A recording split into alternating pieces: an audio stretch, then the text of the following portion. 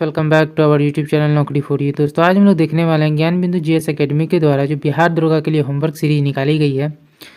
उस homework series में हम लोग आज डे 4 को देखने वाले हैं, जिसमें टोटल 75 क्वेश्चंस होंगे। दोस्तों अगर आप हमारे चैनल पर नए हैं तो प्लीज़ हमारे चैनल को सब्सक्राइब करेंगे।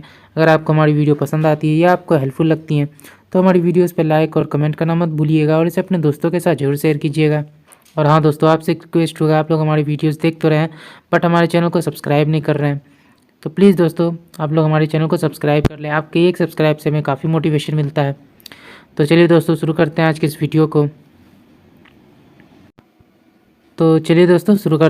वीडियो को। तो आज का पहला क्वेश्चन है, अतुल्य भारत डिजिटल पोर्टल की शुरुआत किस मंत्रालय के द्वारा की गई है? तो इसमें हमारा आंसर हो जाएगा पर्यटन मंत्रालय के द्वारा। डिजिटल इंडिया मिशन की शुरुआत कब से की गई? तो 2015। वर्ल्ड फूड इंडिया 2024 का आयोजन किस मंत्रालय के द्वारा किया गया? तो खाद्य प्रसंस्करण मंत्रालय। वर्ल्ड फूड इंडिया 2024 का आयोजन कहाँ किया गया? न्यू दिल्ली भारत मंडपम में।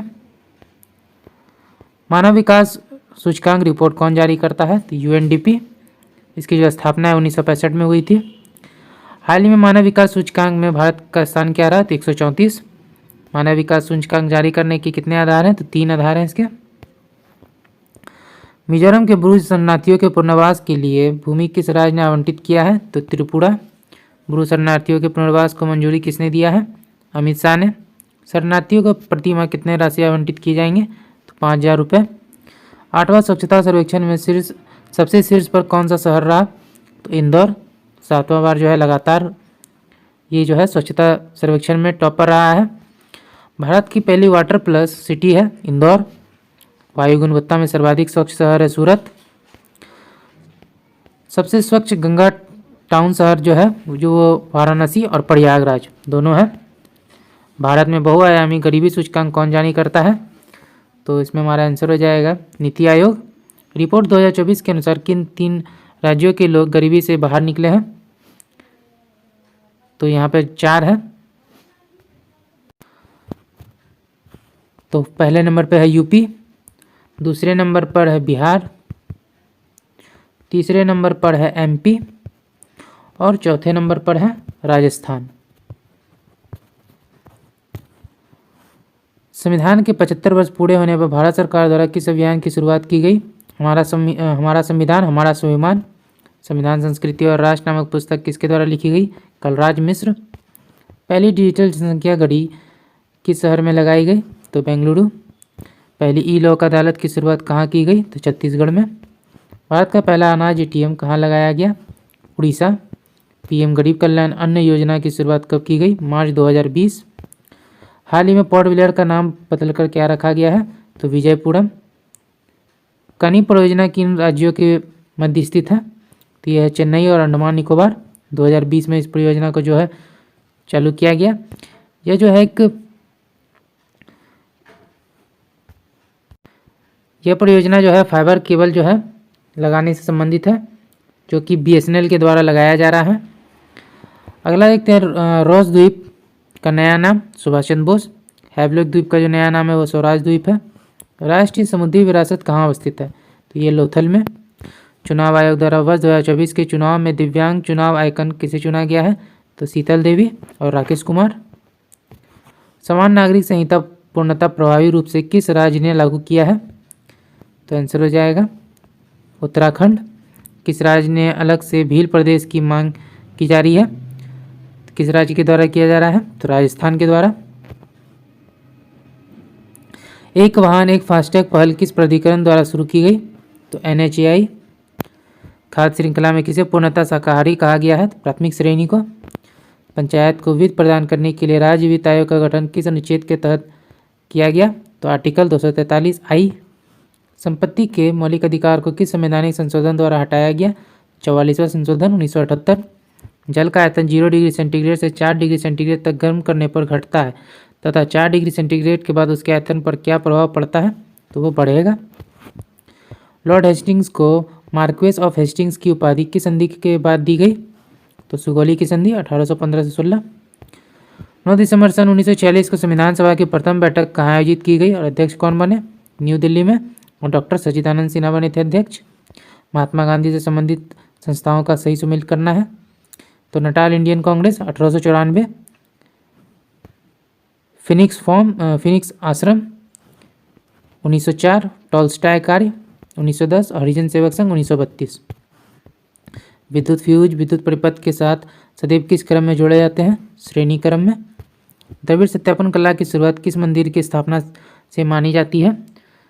तो इसमें हमारा आंसर हो जाएगा कांची के कैलाशनाथ मंदिर। अगला देखते हैं, रियल मैंगो और ऑपरेशन अमानत की शुरुआत किसके द्वारा की गई? तो आरपीएफ। धन विधेयक संसद के किस सदन में पेश किया जाता है? लोकसभा। आवर्त सारणी में उत्कृष्ट गैसों को किस समूह में रखा गया है? ग्रुप 18 या जीरो ग्रुप। बेलाडेला की खान किस राज्य में अवस्थित है? छत्तीसगढ़।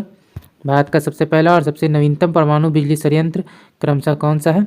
तो सबसे पहला है 1972 में तारापुर में स्थित महाराष्ट्र में जो है परमाणु संयंत्र था वो, और 8वां जो है कुडानकुलम तमिलनाडु में स्थित है।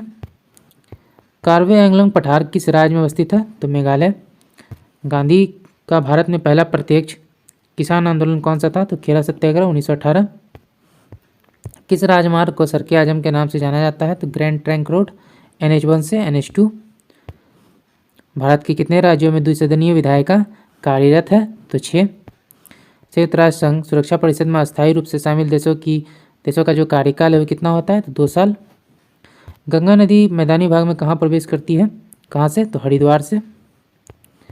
अगला देखते हैं, कोशिकाओं का ऐसा समूह जो रूप, कार्य और उत्पत्ति में समान होता है उसे क्या कहते हैं? तो उसे उत्तक कहते हैं। मानव शरीर में तरल संयोजी उत्तक के रूप में किसे जाना जाता है? तो रक्त को।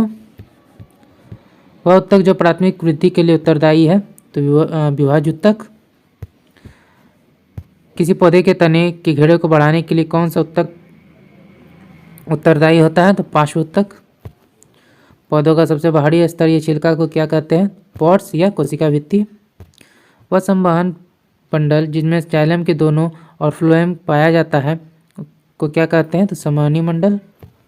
पुराने पेड़ को जब काटा जाता है तो बीज का केंद्रीय भाग जो मजबूत, घना तथा गहरे कत्थई रंग का होता है उसे क्या कहते हैं? तो सिरिल या वलय। जाइलम एवं फ्लोएम का निर्माण कितने तत्वों से होता है? तो 4। किस प्रकार के उत्तक शरीर की जो है सुरक्षा कवच का कार्य करते हैं? तो उपकला उत्तक। निम्नलिखित में कौन सा उत्तक लाल ग्रंथियों तथा श्वेत ग्रंथियों में पाई जाती है? तो क्यूबाइड उत्तक। निम्नलिखित कथनों पर विचार कीजिए, कौन सा कथन सही है? टेंडन मांसपेशी को अस्थि से अथवा दूसरी मांसपेशी से जो है जोड़ता है। लिगामेंट हड्डियों को हड्डियों से जोड़ने का कार्य करता है। ऑस्टियोब्लास्ट नामक कोशिका उपस्थित रहती है हड्डियों में। हिस्टामिन एक प्रकार का प्रोटीन है जो भाग लेते हैं रक्त को जमाने में। अगला देखते हैं, आहार नाल के एक भाग से दूसरे भाग में भोजन का प्रवाह किस पेशी के संकोचन एवं प्रसार के कारण होता है? रेखीय प्रसार। संवेदना का चालन शरीर के एक भाग से दूसरे भाग में होता है तंत्रिका उत्तक के द्वारा। परमाणु में इलेक्ट्रॉन के अस्तित्व का पता किसने लगाया अथवा इलेक्ट्रॉन की खोज किसके द्वारा की? थॉमसन। निम्न कथनों पर विचार कीजिए, कौन सा कथन सही है? तो दोनों कथन सही हैं। कैथोड किरणें इलेक्ट्रॉन की बनी होती है। एनोड अथवा कैनाल किरणें प्रोटॉन की बनी होती है। परमाणु नाभिक की खोज रदरफोर्ड ने किन कणों की सहायता से की थी? अल्फा कण। किसी परमाणु के परिक्रमण कर रहे किसी इलेक्ट्रॉन की कुल ऊर्जा डैश होती है? तो नकारात्मक। किसी परमाणु के परमाणु द्रव्यमान और द्रव्यमान संख्या के अंतर को कहते हैं ह्रास या द्रव्यमान घाटा। समस्थानिक में समान रासायनिक गुण होते हैं और भिन्न भौतिक गुण होते हैं। तीसरा नंबर गलत है। कोबाल्ट समस्थानिक CO60 का उपयोग होता है कैंसर में। रक्त परिसंचरण तंत्र में रक्त के थक्की की स्थिति का पता लगाने के लिए किस समस्थानिक का प्रयोग किया जाता है? तो सोडियम 37। वाहनों की चाल मापने हेतु कौन सा उपकरण वाहन में लगे होते हैं? तो आंसर हो जाएगा ओडोमीटर। संवेग में परिवर्तन की दर निम्नलिखित में से किस राशि को सूचित करती है? तो त्वरण। किसी भी स्थिर या गतिशील वस्तु की स्थिति और दिशा में तब तक कोई परिवर्तन नहीं होता है जब तक उस पर कोई बाह्य बल सक्रिय ना हो। यह न्यूटन का गति का प्रथम नियम से है संबंधित। रॉकेट किस सिद्धांत पर कार्य करता है? तो संवेग संरक्षण।